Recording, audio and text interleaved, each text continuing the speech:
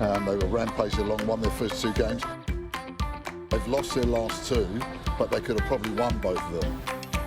Fantastic looking facility there in the deep south. I'm sure they're going to come out firing tonight. From memory, he was leading last week. Are you going to be leading this week, or? From bottom with 6 points and second from bottom with 5. Yes and no. Yes and no. It paid off for them. They got a 2, double the 4 and won 6 points. Depends what the teams above you do, doesn't it? Unbiased, Miles Davis.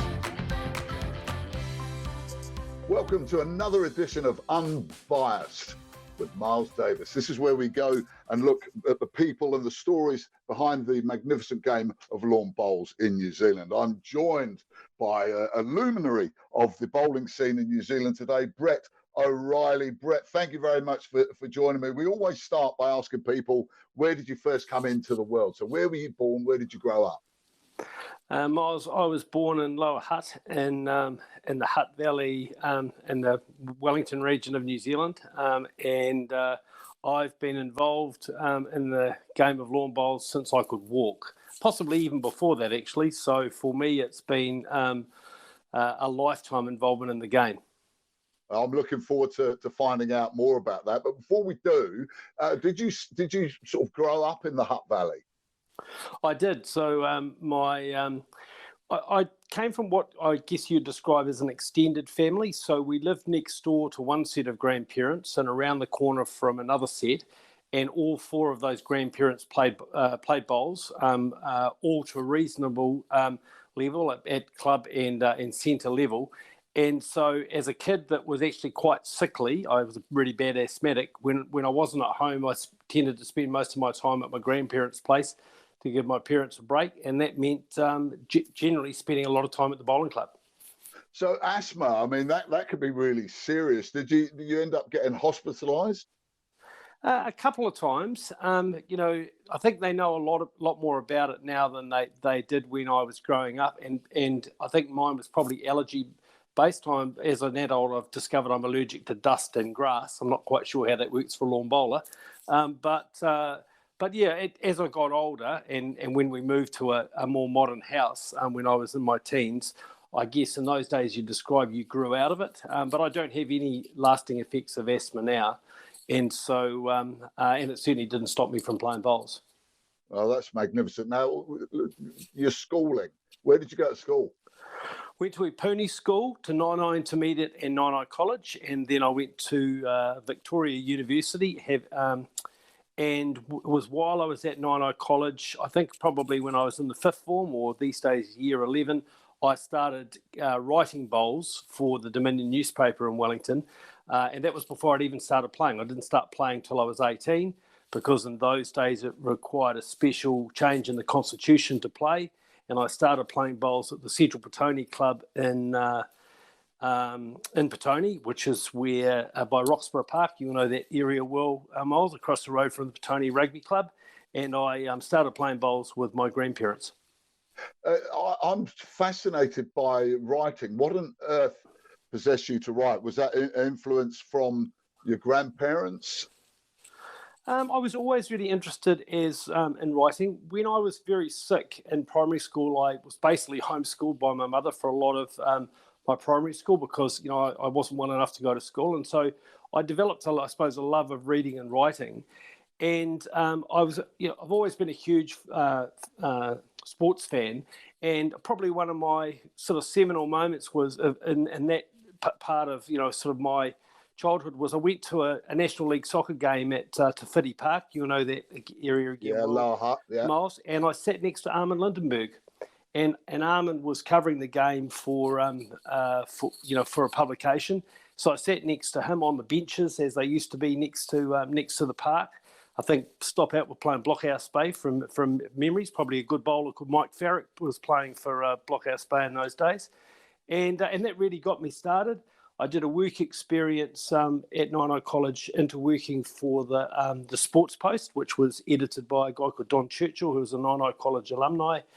And eventually I found the opportunity during a Bowls Nationals in Wellington to help out at the newspaper. And then they asked me whether I'd be interested in being the bowls correspondent, and that led to writing for the Dominion, doing bowls commentary for Radio New Zealand, which I handed off to Stu Scott when I started playing a bit more seriously myself, doing a little bit of TV work.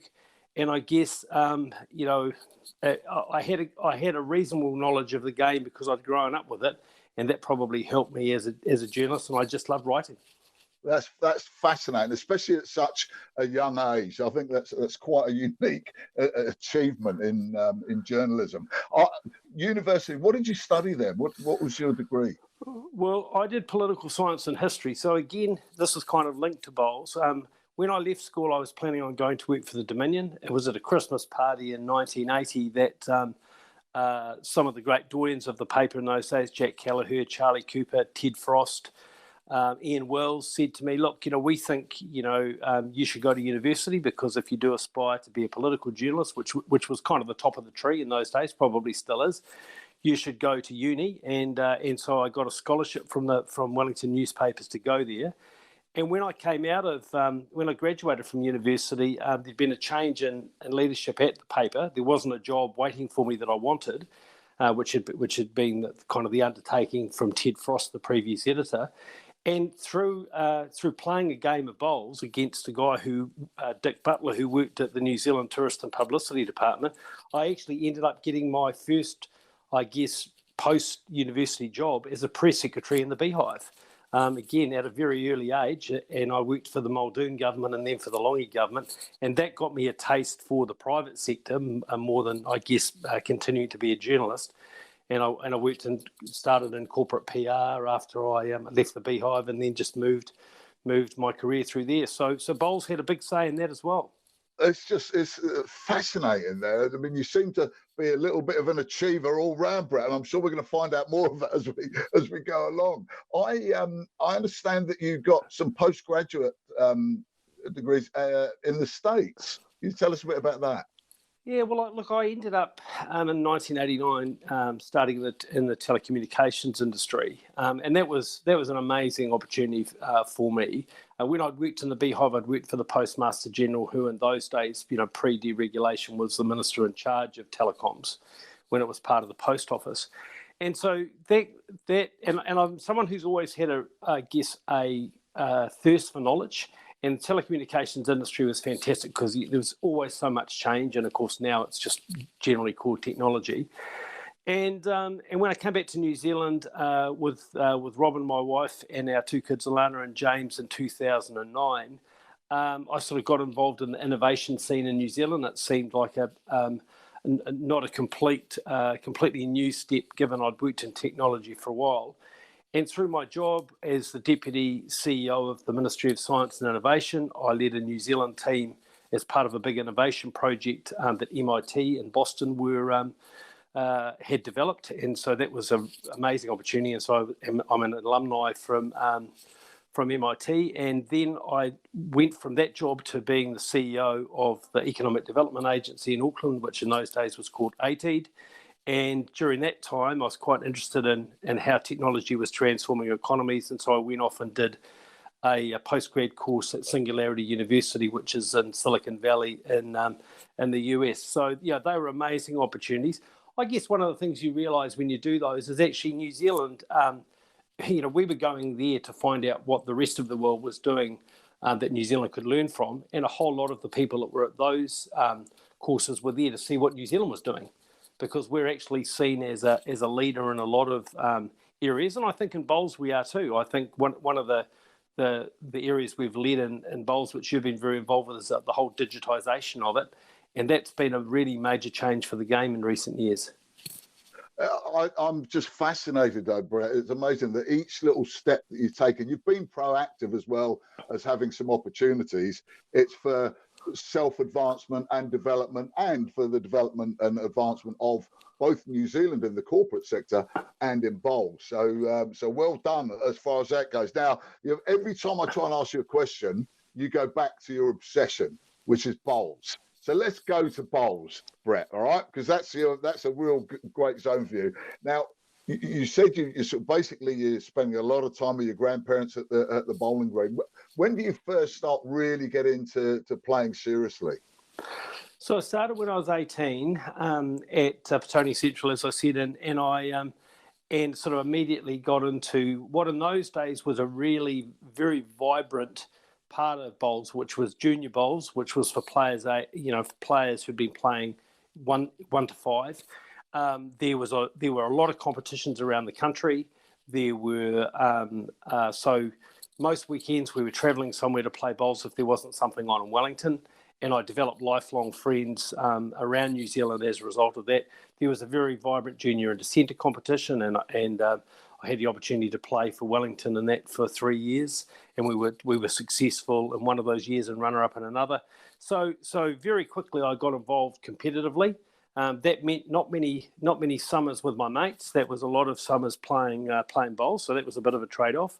But I was always competitive. It was a game I'd aspired to play, and so I just loved it. Then I started working in '84, as I mentioned earlier, and I've found through my career that balancing sort of working in reasonably high pressure jobs and playing bowls hasn't always been easy.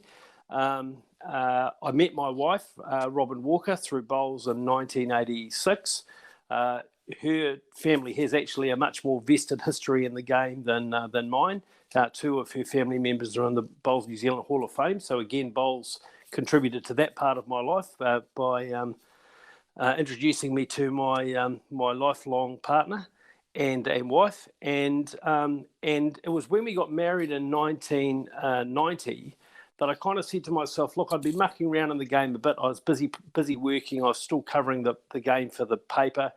When was I actually going to really knuckle down and take it seriously? And so I set myself some goals for 12 months. I said to Robin on our honeymoon, look, this is the first holiday I've had outside of bowls for, probably a decade. So I'm going to give myself one more year in the game and really go hard. And my goal was to win a New Zealand title. And this will sound really silly, but I felt I had the ability to do it. And I knuckled down and lo and behold, ended up being runner-up in the New Zealand Fours, playing with one of my absolute heroes, Phil Scoglin, and his sons, Philip and Raymond, who are still, I guess, lifelong friends of mine through the game. And so that was probably my, first 5 years, really competitive and winning a lot, like a lot of players, kind of getting into those senior ranks, and it's a lot more competitive, and then having to juggle that with work. And then really sort of focusing on a couple of years playing at that competitive level. And then, to be honest, I really had to go back and focus on my career because my career at Telecom was starting to advance. I had opportunities to go and work in the United States and later in Australia, and that really sort of changed my ambitions, I guess, a bit around the game. Now, with Robin, who asked who out? She went out with me for a dare from a bunch of the bowling guys at Palmerston North Bowling Club, some of whom are still my friends, including the inimitable Graham Murphy. And so anyway, I'm not quite. The dare obviously worked out better for me than it did for her, and we've been together ever since. What a lovely story. Again, all around bowls. Now, 1991, I understand that you made it into the emerging players. I did. So this was funny because having said I was only going to play for 12 months, of course, I ended up having a really good season in the 1990-91 season, getting runner-up in the National Fours and doing quite well at centre level, and winning a few other tournaments here and there. And so I got picked in the New Zealand Emerging Players. It was after what was sort of a trial at the New Zealand School of Excellence, which was at the Paratutu Club in Taranaki about I think September of that year. So got picked in that team. That was phenomenal. Surrounded by four other amazing players, David Fole, Peter Shane, Mike Galloway, and the late Stu Butter. And we went on an internal tour. It would be one of the highlights probably of my bowling career, certainly from my the competitive side. And I came straight out of that tour, no work to worry about, just playing bowls every day at the highest level, and went pretty much straight into the Nationals where, I was fortunate enough to make the singles final and be beaten by Peter Bellis, which again was a highlight in my career in one way. In other ways, not so, because if I'd managed to execute my game plan, I still think I might have had a chance of winning. But anyway, it was a pretty good final, and I was pretty rapt to get that far. So why didn't you tell us about that game? Because I mean, if the name Peter Bellis in World Bowls, let alone New Zealand Bowls, is an iconic one. I think he's one of the earliest. Him and Morris Symes are the first two sportsmen that I knew when I came to New Zealand. The names that I heard there. Tell us about that getting to that particular tournament, Brett, and also what happened with your game plan.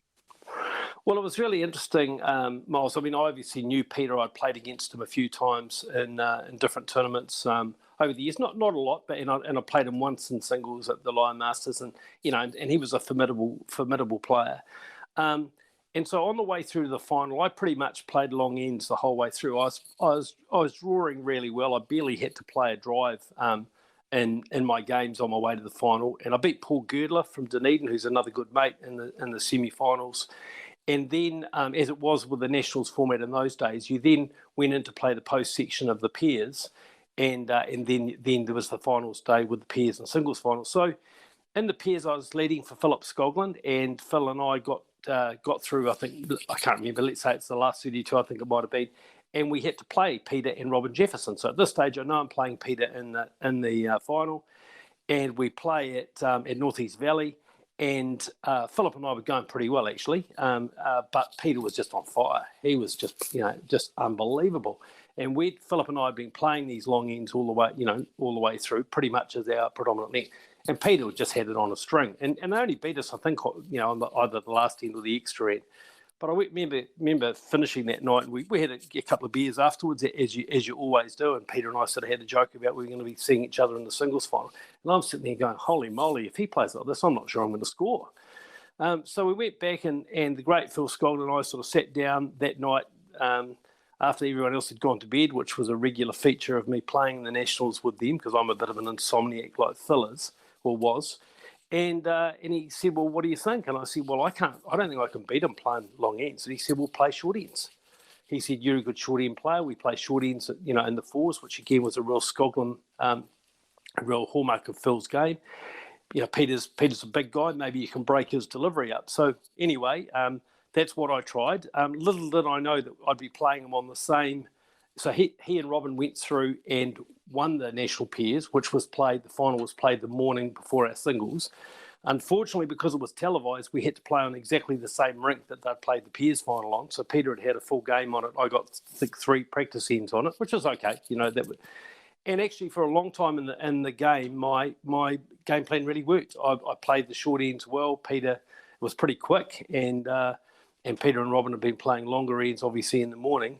But at 3 critical times in the game, just the adrenaline kind of cutting in, I missed through the jack. I threw them long, and every time I threw them long, he nailed it.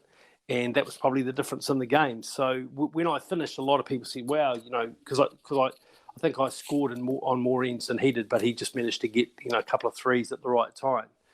And so I came off, and people said to me, wow, you did so well. And I was pleased with my effort. It certainly was better than not scoring. I think the score was 21-15 or 21-16. But I still felt in my heart of hearts that if I'd managed to execute the plan, I don't know if I would have won, but it certainly would have. It would have been a lot closer than it was. But that's bowls for you, and it is a game of fine margins, as we know. Have you spoken to Peter Bellis about this? Has he got the same sort of recollection, or does he reckon, mate, you could have thrown it wherever you wanted and I'd have beaten you? We haven't really gone into a lot of detail about the game. One of the things in my life, I try not to spend too much time reflecting on things.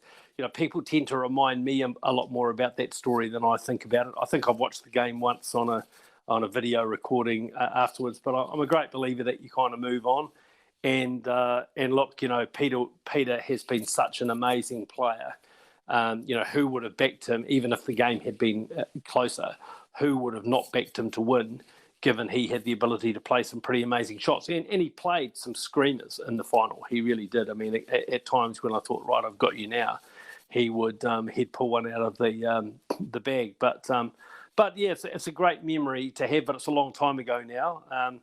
And I suppose it gave me that sense that when I really put my mind to it with the game, and I was really able to focus my mind on it, I could compete at that level. But I also knew that when I had to juggle the game with my career, I just didn't have the same level of concentration and focus. I guess there's a lot, in a lot of the jobs I've had, there's been a lot going on. So, but it's funny, as you get older, I think that becomes easier to deal with because you just become more experienced and you're better at compartmentalising things in your mind.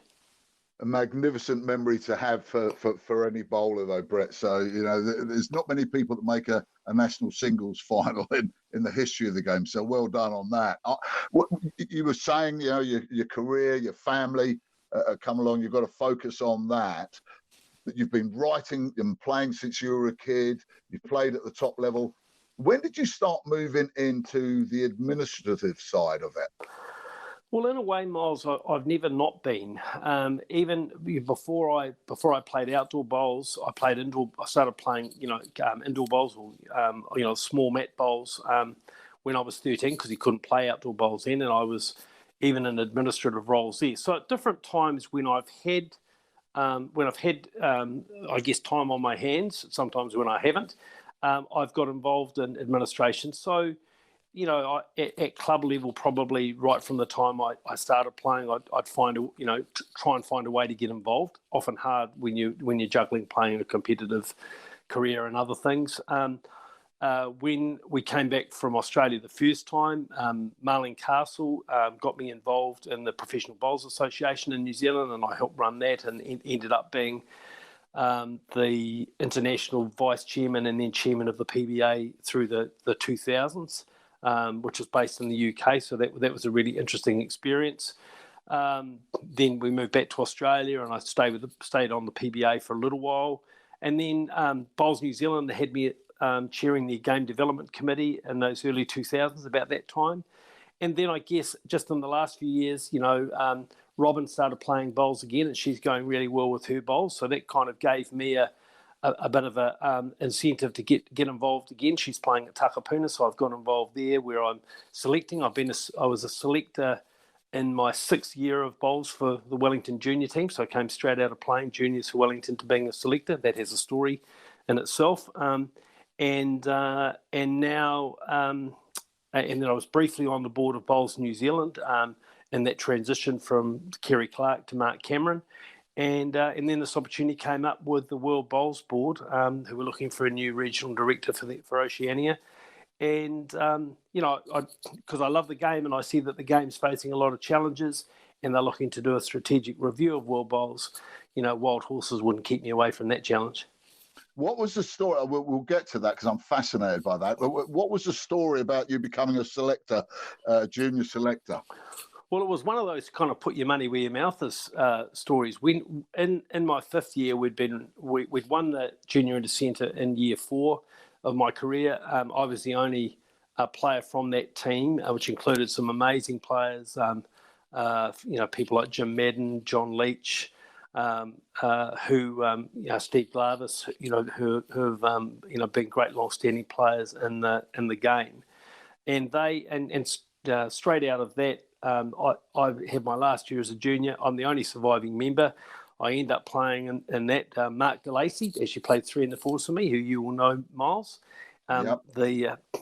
And we got runner up, but there was some selections that probably didn't help us in that process, and so I was a little bit vocal after we'd been runner up on Count back to Bay of Plenty that maybe if we'd taken a slightly different approach to selection, we might have been successful.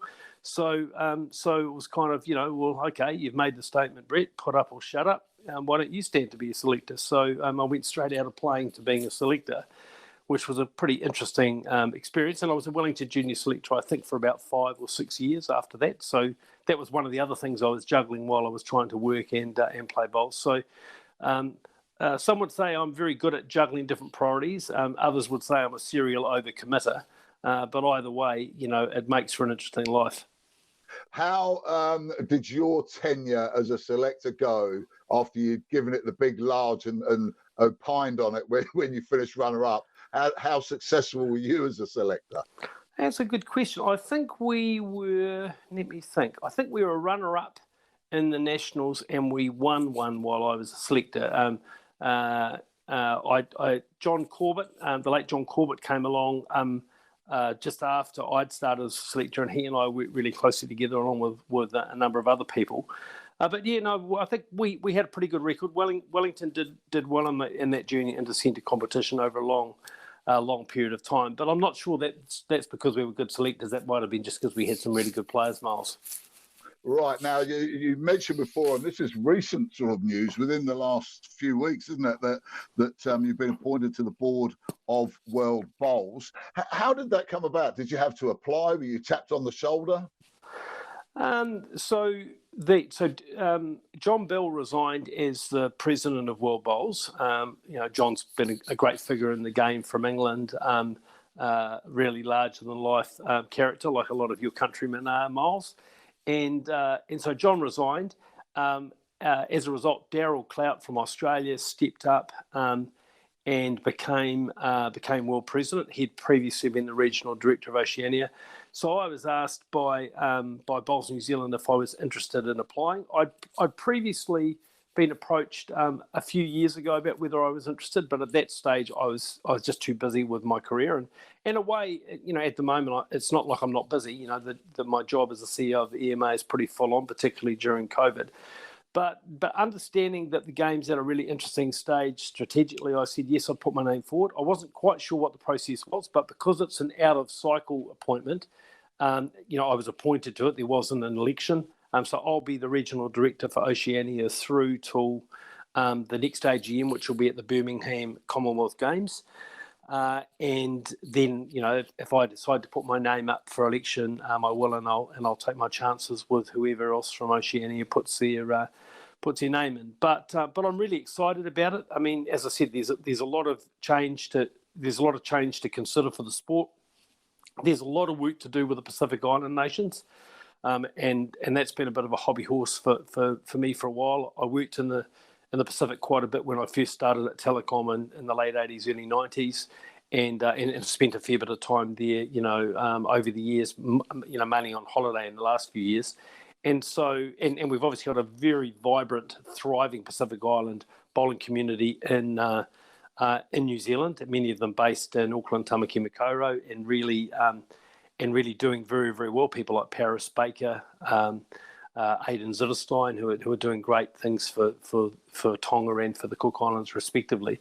So it's a really good opportunity to be involved with that, as well as making sure that that the views of New Zealand and Australia are represented on there as well, while also trying to maintain some independence in my role as a director.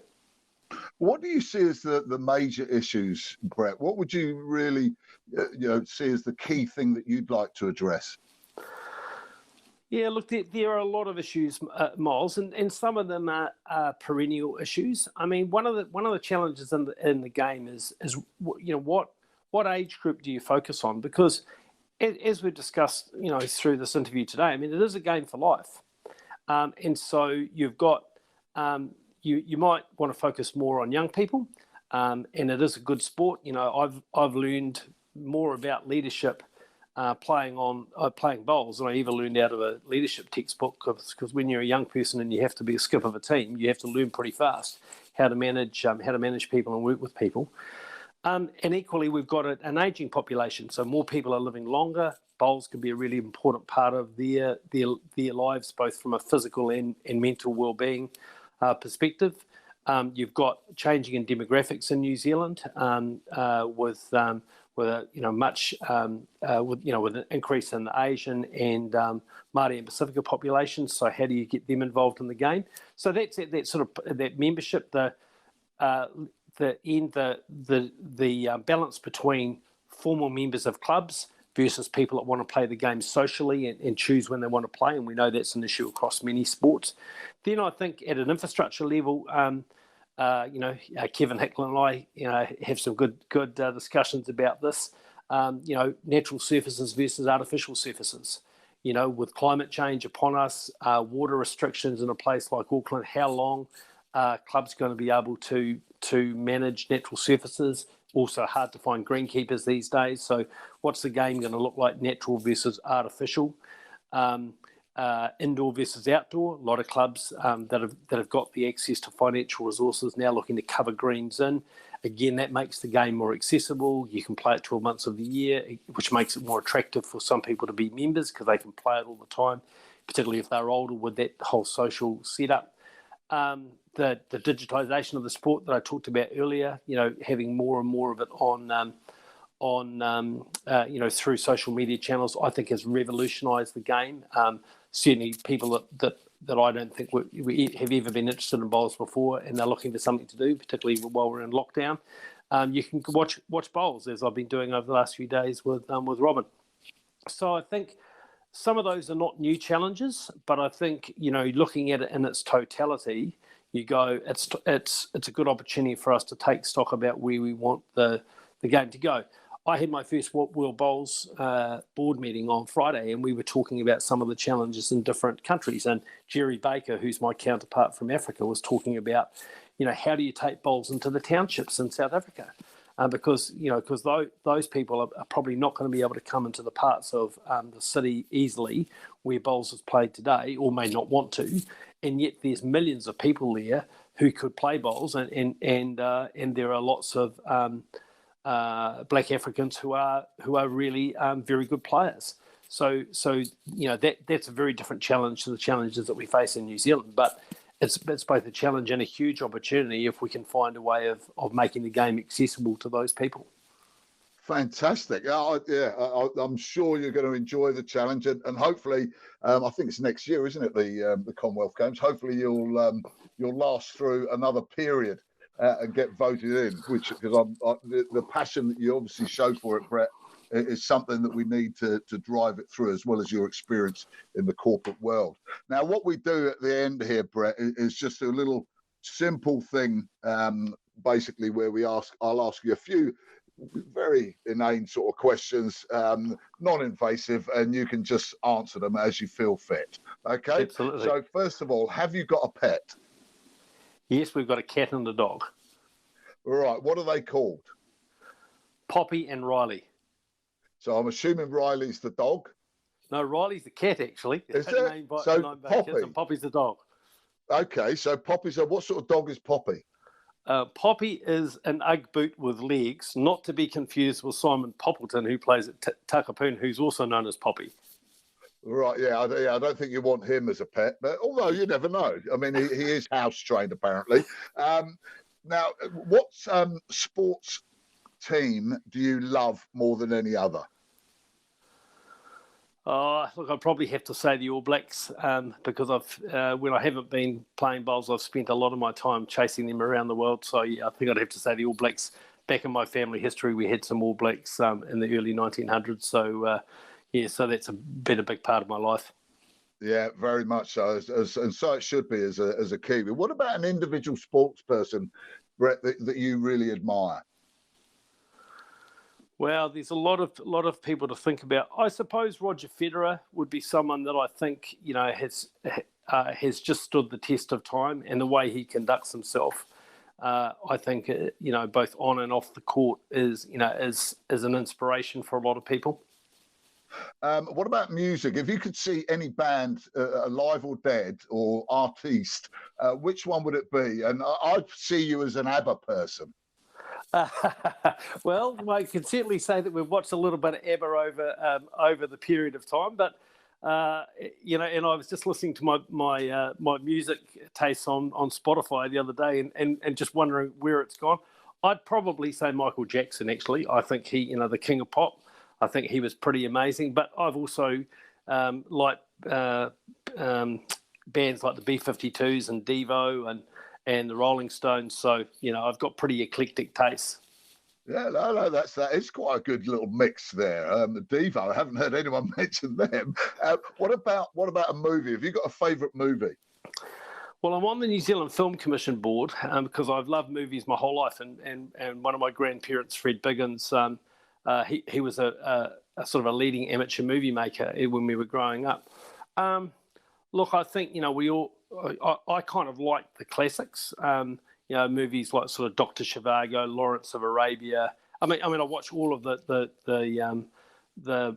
modern movies. That's the great thing with these platforms. And this afternoon, I'm going to watch 42, the movie about Jackie Robinson, the baseballer, which I've been wanting to watch for a while. So But probably one of those classics. It's hard to go past movies like The Godfather, and of course they were quite influential for me growing up. In the 1960s and 70s.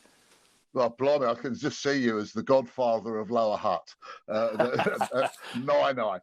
making offers that people can't refuse. Now, finally, when we don't get alarmed, but should you end up on death row, which I'm sure you won't because you're a good chap, what would be your last meal? Yeah, that's a really good question. Well, look, I'm actually a bit of a fan of a really good curry. So I think I'd probably want a decent, palat paneer or a butter chicken, some good naan bread, something a bit hot and fiery, so you're going to kind of remember it. Obviously washed down with a really good New Zealand bottle of wine, maybe a couple of Kingfisher beers to start with, and maybe we'd sneak a single malt whiskey in at the end, Miles. Hey, mate, I'm there with you. Don't worry about that, Brown. You're a man after my own heart. Thank you so much for your time today. I appreciate that you're a busy man. I wish you, Robin, and the kids and the pets all the best for the future, and I'm sure we'll be catching up soon. Kia ora, Miles. They were rampaging along, won their first 2 games. They've lost their last 2, but they could have probably won both of them. Fantastic looking facility there in the deep south. I'm sure they're going to come out firing tonight. From memory, he was leading last week. Are you going to be leading this week, or From bottom with 6 points and second from bottom with 5. Yes and no. yes and no? It paid off for them. They got a 2, double the 4, and won 6 points. Depends what the teams above you do, doesn't it? Unbiased, Miles Davis.